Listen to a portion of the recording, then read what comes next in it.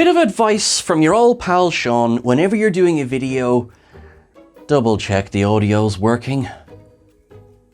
Sorry, Chris. Anyway, right, never mind, we're not going to worry about that, because by the time you're watching this, I assume we've got through all of the announcements from Star Trek Day. I assume there's wonderful new things going on, and well, we'll see, won't we? I would imagine that right now, contemporary me is probably hard at work on news videos for what happened today. So wish him luck and make sure he checks his audio. What an idiot. You know what's going to happen. We're going to give everything we like, give it an up, everything that we didn't like, give it a down. I am Sean Frederick for Trek Culture, and here are all of the ups and downs for Star Trek Lower Decks Season 3, Episode 3, Mining the Mind's Mine.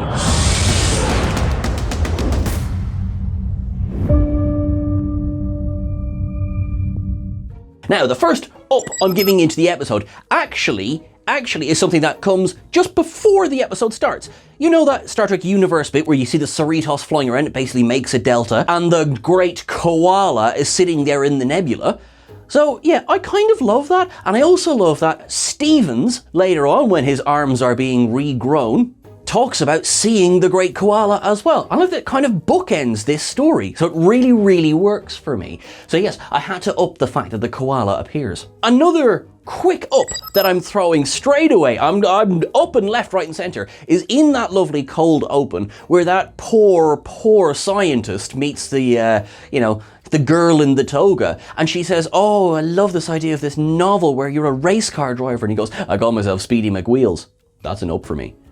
As an author myself, I'm not saying I've used the phrase Speedy McWheels, but I'm also not saying I've called myself Speedy McWheels before. A massive up straight away goes for a wonderful cameo this week. No, not from a character, but from our first Excelsior class that we've seen since Star Trek Voyager. The USS Hood, which is effectively the great taxi cab of the galaxy, is in this ship. Now, in this scene. Now, you might be wondering, why am I calling it a big taxi cab? Well, think about every time the Hood arrived in Star Trek The Next Generation. What was it doing? It was dropping off dignitaries. It was picking up dignitaries. It was dropping off dignitaries. It's basically a cab. So you see it arriving with the Cerritos and the Carlsbad, and the next thing, it flies off to pick up its next fare. And I love that they kept that theme going. Some of you might be saying, well, Sean, you idiot child, there are Excelsior classes that we've seen since, Star Trek Voyager. There was an image of the original USS Excelsior in Star Trek Picard Season 2. There was an image of an Excelsior in Star Trek Prodigy. There was also the new USS Excelsior appeared in Star Trek Picard. And to all of those, I say, oh, shut up. No, I don't say that at all. I love you all. I love you all. No, I'm talking OG moving on screen. The two images I'm discounting straight away because fun to see them, not actually a flying ship. But then you've got that new Excelsior that was in Star Trek Picard Season 2, which I love. I am, however, calling that a redesign. So we're talking OG. The last time we saw it was in Star Trek Voyager, in the very last episode, Endgame. It's part of the Armada to take on the Borg sphere. And it's just lovely seeing it again. It just makes me happy. Now, so I've got this far and I'm like, so I haven't even addressed the story of the episode yet. Down on the planet, the Scrubble and the Federation scientists have basically no, we can't be living together. So the Federation is there to evacuate their scientists. That seems nice and reasonable. The Scrubble will be like, hey, we're going to give you some time. That's fine. But what they have done is they've basically left these little dream bombs around everywhere. So these things, if you get too near them, they'll take the form of, your fantasies, and then they'll turn you to rock, which is what happened in the cold open. We don't really want these lying around. So a wee away team from the Cerritos, can you guess who's on it? And a wee away team from the Carlsbad are being sent down to start taking apart the colony and to start cleaning up these dream balls. Boimler, Rutherford and Mariner, who are going to be part of the away team for the Cerritos, they're having a chat with Tendi. Now Tendi's not joining them because she is on her senior science officer rotation. At the moment, Tendi seems to be the one who's closest to getting into a command level. Hey, forever do Tendi, we love it. We absolutely love it. And what's going to happen is that she's going to be shadowing a bridge officer, a senior officer at least, and how to be a better science officer. Yep, can't wait to meet my, absolute, my mentor. She said she's so excited that, her brain might explode from the science of it all. To which Rutherford goes, oh man, that's the way I want to go. Up. One of the, not even the funniest line of the episode, but such a side-splitting line. I love that because you know he absolutely means that. Like both of them are like, yeah, no, they'd pass a polygraph with that. That is exactly how they want to go. I loved it. I loved it. I loved it. I loved it. And in case you didn't know, I loved it. Now, one thing that I really enjoyed, but poor Al Tendi didn't enjoy, is that she discovers her mentor's going to be Dr. Miglimoo. Now, I'm upping the fact that Miglimoo appears because he gets quite a bit to do in this episode, but Tendi might disagree with me.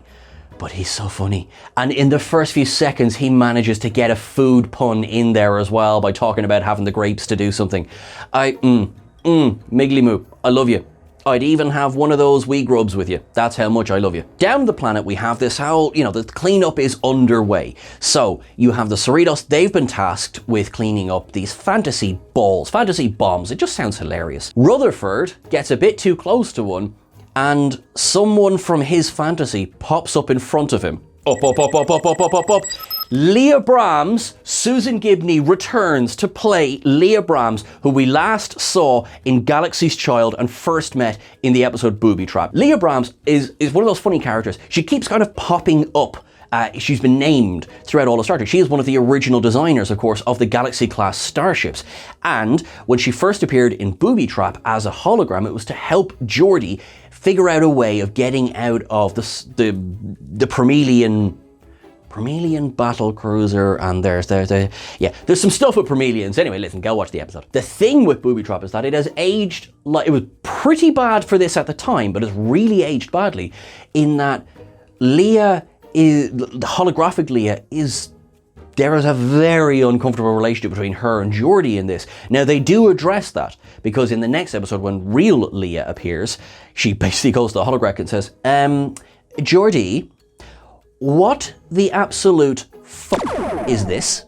So funny enough that this Leah Brahms is dressed in the livery that we first met her in Booby Trap, because it's obviously a send-up of that episode, because this Leah is very, oh, Rutherford, why don't we go and look at the warp engines together? And you know what? I would also be pretty tempted with that offer. I like some warp engines. I'm going to be straight with you right now.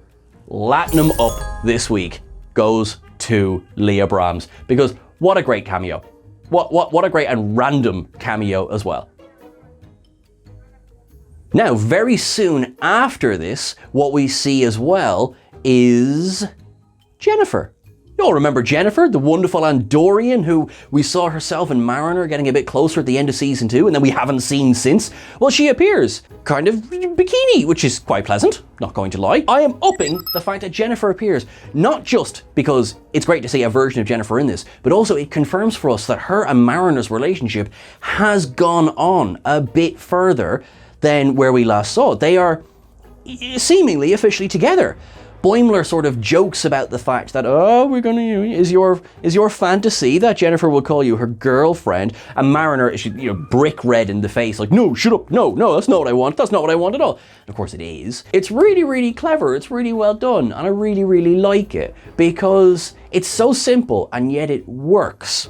Funnily enough, now, skipping just over a tiny little bit of the episode, when the dream fantasies start to fall apart into nightmares, we see Andorian Jennifer transforms into werewolf Andorian Jennifer.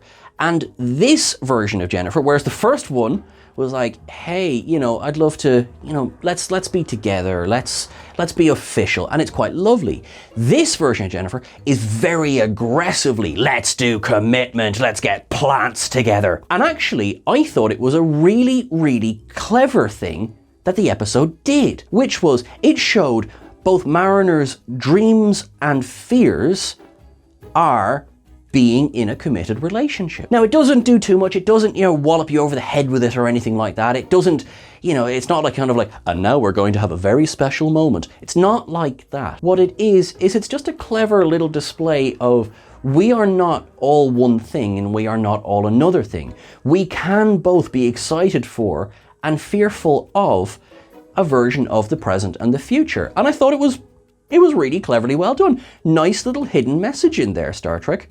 Also, werewolf Andorians look Brilliant. Now, back up on the Cerritos, we have Captain Mayer of the Carlsbad is there with Captain Freeman. Now, they are hosting the delegation from the planet in the observation lounge, and there's a couple of things in this scene. First of all, I have to give an up to, did you see that platter of cheese and crackers? And the crackers are all shaped like little deltas.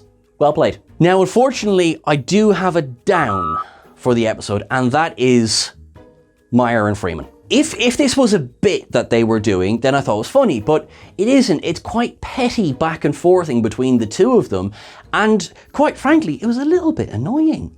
They're fighting over who's the better captain, and they're doing it in front of these delegates, in front of their crews, and I just thought it was a little bit too silly. I was a little bit too out there a little bit, especially because the rest of the episode is so bloody good. In fact, it's my Trellium down of the episode. That is actually how badly I feel about this. I just thought that, listen, we've seen better. We've even seen better rivalry. This was just, yep, that sure is funny. And I'm being really harsh. I know I'm being really harsh, but I just thought this joke, this is a one-liner joke that got spread over a few minutes of the episode, which was a bit of a shame to me, I'm afraid. Sorry, folks. Down on the planet, as I say, we start to see that these fantasies are slowly becoming nightmares because it's like they're being overwhelmed with the amount of information they're getting. So then we see a Borg snake pops up. We see Klingon clowns with batleths for arms, which is quite frankly terrifying. Yeah, no, that would scare the absolute crap out of me as well. They are totally within their rights, all of them, to chuck into the nearest cave, and Rutherford brings down the cave with a phaser, brings down the entrance. Brilliant. What it does then is it sets us up for two really nice things. One is a nice scene in which the crew of the Carlsbad start to discuss how actually they were trying to outdo the crew of the Cerritos, and vice versa, because they each thought the other one had the better reputation. And it's a nice kind of scene to remind that, we may feel one way or we may feel another, but actually somebody else might be describing us a completely different way, out of our control. And I like that. There's a bit of bonding there. Love the Tellarite as well, who's like the totally cool surfer dude, man. But a Tellarite, just brilliant. That leads to, in my opinion, the funniest line of the episode. Not only that, but possibly the funniest line of the season so far. So the cavern roof comes down, Mariner taps her comm badge to be like, Mariner, Cerritos, come in. To which she goes, it wouldn't be a real day in Starfleet if comms weren't blocked. Up. Because she's so right. Who invented the communicator? It's got so many problems. It's almost as dodgy as the sonic screwdriver in Doctor Who. It's like, oh, it works, till it doesn't. A small sheet of transparent aluminum. Well, my comms can't possibly work. No. I love that. That was funny. That was properly funny to me, how they ran through that as well. Immediately prior to this, you have this conversation where the two crews get to know each other, and you have, they're discussing themselves about, it's not like we've had any kind of interesting things that have come up in the past. And then you have Boimler starts reeling off a whole lot of things, and Rutherford goes, well, there was that time we tussled with the Mugatus, and the time we tussled with the Pack lads, and there was that time as well that we drove the drill instructor mad. Hang on, I'm getting a message. Getting a message from Federation News Network. Let's go. Hello, Jean, and thank you very much. Now, as you'll recall, Rutherford runs through his memories, which include Mugatu, the drill instructor, and several Pack-led incidents. Which means he remembers things from Season 2 onwards. Rutherford had his memory erased at the end of Season 1 when he lost his implant, and he doesn't remember those events, which means this is not a repeat of what happened to Uhura in the original series episode The Changeling. Things happen, and they stay important. So for Federation News Network, I'm here to confirm that Samantha Rutherford only remembers the last year of his life. Thank you very much. Back to you. Thank you very much, Sean. We will bear that in mind, and we'll keep an eye out for that in future episodes. There is a tiny little down I have to do here. So, fans of the animated series will notice that the character of Kukulkan appears, and it's that flying serpent thing. How Sharper Than a Serpent's Tooth is actually a brilliant episode of the animated series. Please, if you can, go and watch it. It's really good. It's really good, right? I think there's a missed opportunity in this episode. So the writers of this episode, by including Kukulkan, they knew that people watching this, if they want to recognize Kukulkan, they've probably seen the animated series episode, right? In the animated series episode, you have Spock calls the creature Kukulkan, and Kirk calls him Kukulkan. That is because Leonard Nimoy and William Shatner were nowhere near each other when they were recording their lines for this episode. So no one was there to tell Shatner that he was saying the word wrong. So in the episode, they both pronounce it differently. I think there's a missed opportunity here in this episode to have different characters name it something different. You know, we have Stevens goes, "Oh my God, it's Kukulkan." And you could have Boimler go, "I thought it was Kukulkan." And then you could have Rutherford go, "No, it's definitely Kukul." I just thought that could have been a nice little nod there that, because I love that episode so much, that's a little down for me. Sorry, Kukulkan. We get to the heart of this cavern and we discover that there are these memory spheres which have been made with Federation technology. Put a pin in that for a second. Back up on the Cerritos, Tendi is not having the best day. Remember the fact that Tendi is off doing her senior training? Well, you know, she was in the observation lounge and nothing was really happening there. And, you know, in her opinion, Miglimu is a terrible mentor, so nothing's really happening there. So what does she do? She heads down to the med bay and there's Dr. T'Ana. Just every scene that T'Ana is in is just so funny. This poor bloke is sitting there on the bio bed and he's got this thing attached to his foot. And she's like, yeah, don't worry about it, man. Don't worry about it. Yeah, you be grand. You're gonna lose your toes. We're gonna grow it back. And he's like, what? And she's there injecting the crap out of him with a hypo spray to kind of calm him down. Tendi walks in and T'Ana's like, what are you doing here? Why are you here? She's like, oh, well, you know, I wasn't really learning much. And T'Ana just goes, oh, okay, are we doing this? All right, okay. And she gives her this great pep talk. And that is definitely an up for me. Just T'Ana in this. It's such a short little scene and she's just brilliant in it, especially when after she sends Tendi on her way, she pulls out the bone saw and does the whole and the poor man is just absolutely freaked out. And that's it. That's her appearance in this episode, and it was brilliant. It was an absolute up for me. Now, Tendi takes her advice and goes back to the observation lounge where Meyer and Freeman are still fighting. Now they're fighting over a gift that was given to them by the Scribble. You know, the Scribble and the Federation scientists are a bit like, you know, I'm getting fed up here. Mariner arrives with Boimler and Rutherford and they're like, you know, we found this thing. It's Federation technology. They're, you know, trying to skim off or anything. And eventually Tendi gets so frustrated, she grabs this gift that they're fighting over. She smashes it and turns out there was recording technology in there. She is bloody exposed that the Scribble and the Federation scientists were working together. Now, as Freeman reveals in her log later on, the Federation scientists were going to be selling Federation secrets on the black market as a way of trying to get better equipment and down. Because I really think that should have been given slightly more gravitas than it was. I'm not saying, you know, we do a big serious episode about it, but it was a bit like, oh, that's a shame, isn't it? Lumpty-dumpty-dum. It was like, no, like, you're selling classified technology? That's not good. Don't do that. That was a little bit of a down for me. So even though it was a great scene, it was a funny scene and everything, was like, oh, come on, let me not give it a bit more than that? No? The final scene of the episode is it's just nice. They're just sitting there. Miglimu gets his, you know, kind of like, my unconventional mentoring helped you, which is quite pleasant. Then we've got Freeman and Meyer. They you know, cheers each other for being two great captains. And then you've got the Carlsbad crew and the Cerritos crew join in holy making fun of Boimler. Nothing not to enjoy here. Nice, solid episode. So let's have a look at all of those wonderful, wonderful Easter eggs as we head toward cetacean observations.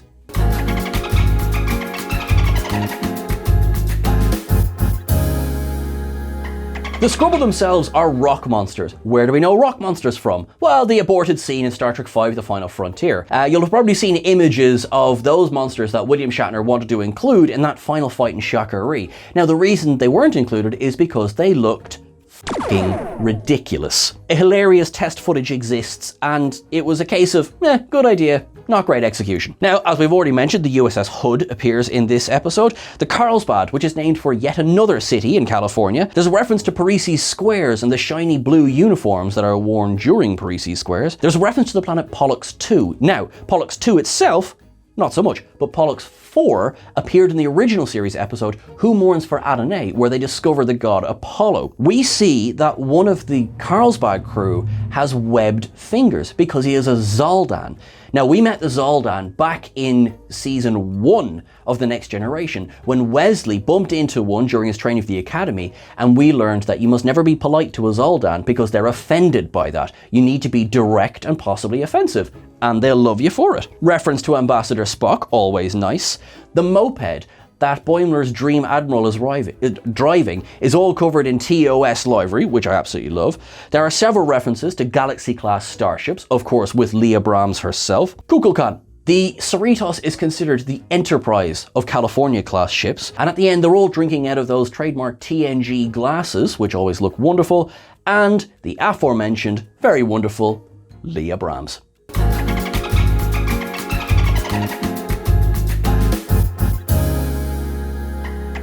That is everything for the episode today. I hope you enjoyed it. If you reckon I missed anything, let me know in the comments below. It's Star Trek's birthday. Have a great day. However you're celebrating, whether it's watching loads of Star Trek, whether it's talking about loads of Star Trek, make sure that you enjoy it. As I said, we're probably hard at work on a news video right now, hopefully, for stuff that's come out during Star Trek Day. And if it hasn't come out during Star Trek Day, maybe the news video will be about how it didn't come out during Star Trek Day. Yeah, that could be it. Make sure that you live long and prosper, and also, thank you so much to everyone who has liked, shared, and subscribed. I know, don't run away for a second. You're like, oh, Sean's gonna do the sales pitch. I'm actually not gonna do the sales pitch. We have 231,000 subscribers, and I just wanted to say thank you so much to everyone who does that. You help this channel grow. Thank you. From the bottom of our hearts, thank you so much. You are all awesome. You are all wonderful. Our friends in Ukraine, stay strong. Know that we love you. We are here, and you are gonna get through this. Everyone, make sure that you have a wonderful birthday for Star Trek. Make sure that you have a wonderful week until I see you again. I will be back tomorrow, in fact, on the main channel where I'll be doing ups and downs for Rings of Power. And again on Monday where we're going to be covering House of the Dragon. So make sure that you go over, check those out, and hit like and share on those as well. Have a great weekend, everyone. Make it so.